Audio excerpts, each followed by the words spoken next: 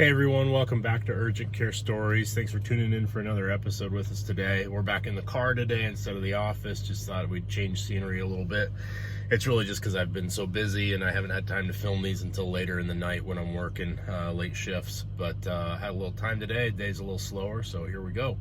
This is a case that I wanted to share just because it's when you first hear about these conditions, you're going to think these have to absolutely go somewhere. And I want to just kind of explain the thought process of why we do what we do in this situation and help those with these complaints that come in to kind of understand better what we're talking about here. So the history on this patient, this is a female patient in her 60s. And she's got some cardiac history, right? So she's got a congestive heart failure. She's got coronary artery disease. She's got some stents in the heart. She's got a history of hypertension, hyperlipidemia. She's had a previous stroke before. So you can tell she's got some vascular issues, right? A lot of blockages, just poor blood flow to certain areas, that type of a person. She's already on a statin drug, a cholesterol lowering drug. She's already on Plavix and she's on Eliquis. She had a previous stroke years ago, and ever since she's been having kind of right-sided facial numbness and kind of pain. And she'll get dizzy from time to time, and the dizziness comes and goes. She takes meclizine on a regular basis to manage the dizziness symptoms, but she comes into me and the story goes like this. For the last 2 days, the tingling and numbness on the right side of her face has worsened. It's worse than it normally is, and she feels like her face is kind of swollen on the right side. Of note, she has a neurologist, and she sees the neurologist for migraine headaches, and they've been trying a drug called topiramate to try to reduce the migraine headache symptoms. Now, topiramate is a anti-seizure drug. It has a lot of different indications for use, but migraine prevention is one of those indications. The drug takes a long time. You have to slowly taper people up and slowly taper them off, and there's a lot of side effects that people can have on that medication, and one of those side effects is paresthesias, or a change in sensation, kind of weird nerve symptoms. So the patient thought that this was probably just related to the medication, but when she called her neurologist, the neurologist said, hey, you better just get over to an urgent care or an ER so that they can just make sure it's not another stroke. So when you hear the word stroke, or when you hear somebody who comes in concerned about stroke-like symptoms, the most important question is timing. We want to know, when were you last normal? When did these symptoms that we think could be a stroke, when did they start? The timing is really important because it tells us what we can do with this person. There are two types of strokes. There are ischemic strokes and there are hemorrhagic strokes. Ischemic stroke is exactly what it is. It's a lack of blood flow to a portion of the brain that causes that part of the brain to die. A hemorrhagic stroke is a bleeding type stroke where there is a spontaneous bleed somewhere in the brain, either from pressure or straining or a ruptured aneurysm, something of that nature, and it starts to bleed into an area, and that presents with stroke-like symptoms. The way that you assess for those two is you get imaging of the brain, and typically we start with a non-contrasted head CT scan. If the head CT shows ischemic changes, they can see what that looks like, where the parts of the brain are starting to die, or if there's findings of bleeding or blood in the brain, they can also tell that.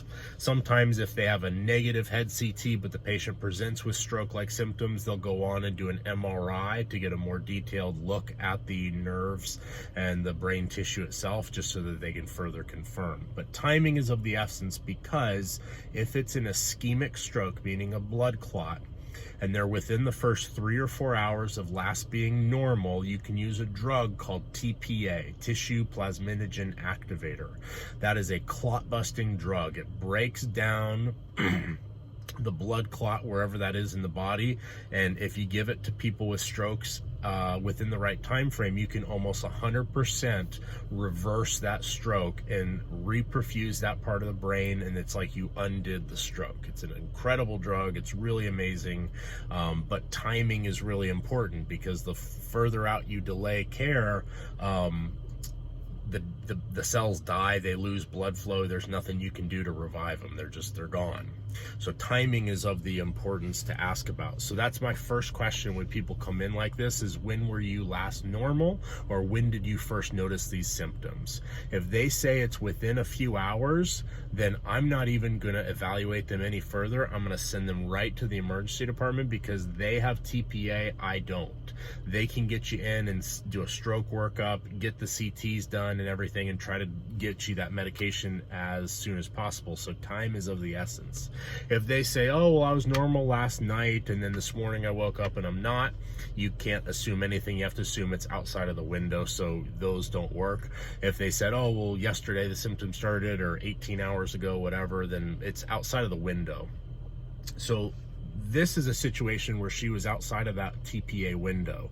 So then we need to ask ourselves, well, what do we think on exam, right? So we do our physical exam, and her cranial nerve testing is all normal. We check the cranial nerves, we check strength, we look for pronator drift, a specialized test for stroke symptoms. We have her smile, there's no facial drooping.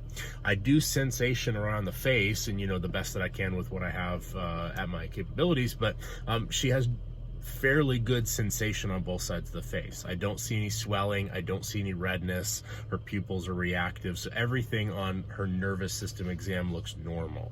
Her blood pressure is stable, she's not hypertensive, motor function is intact, so we're good with this right now. This is the decision of, okay, if she went to the hospital, they would do a CT scan versus an MRI to look for stroke, and they'd want to rule out that this was a hemorrhagic stroke, or this still could be, remember, that medication that she's on. So we discuss and we say, let's get a head CT today. I don't need authorization for that with her insurance, but I did if I got an MRI. So I'd say CT is really what I need to do here. So I order the CT. We get her back, and it shows that she does have an acute ischemic stroke of the left basal ganglia. So that's a part of the kind of middle brain area that has some motor functions and different benefits to the brain, but left basal ganglia stroke acute. There's no bleeding, there's no hemorrhagic stroke here. So what do we do? Well, the treatment of stroke when the person is already outside of the TPA window, assuming this is an ischemic stroke, is making sure they're on some sort of anticoagulant, antiplatelet drugs. She's allergic to aspirin, so she's already on Plavix and Eliquis. So we're already thinning the blood. We're done there.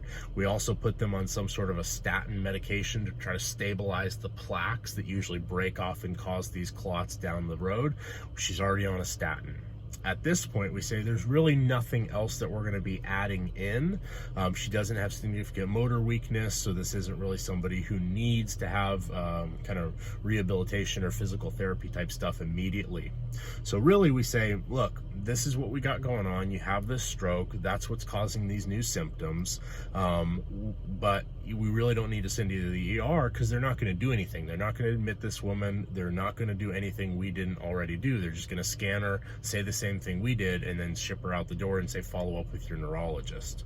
So in this situation, she had a stroke, but we're not going to send her to the hospital because there's nothing more that they're going to do for her based on the protocols and the standard of practice right now. We let her know this is what's going on. We told her to follow up with her neurologist. Now that neurologist could try to taper her off of the topiramate. Maybe this is also related, but likely it is just that it was a stroke.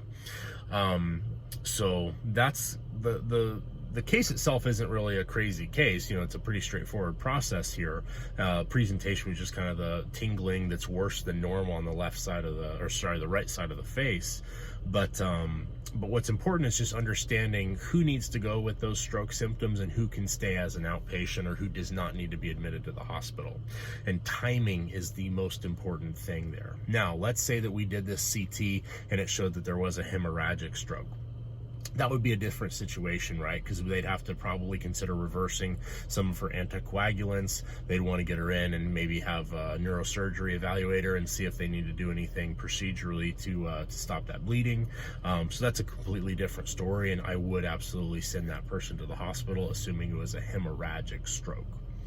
I hope you found this interesting, guys. I hope you like these types of videos. I try to keep them around 10 minutes like this. If you have any questions, or if you have any types of cases that you'd like me to discuss, whether it be belly cases or UTIs or pylos or just more interesting stuff that I've seen, just let me know what you're interested in learning about in the comments below, and we'll catch you on the next one.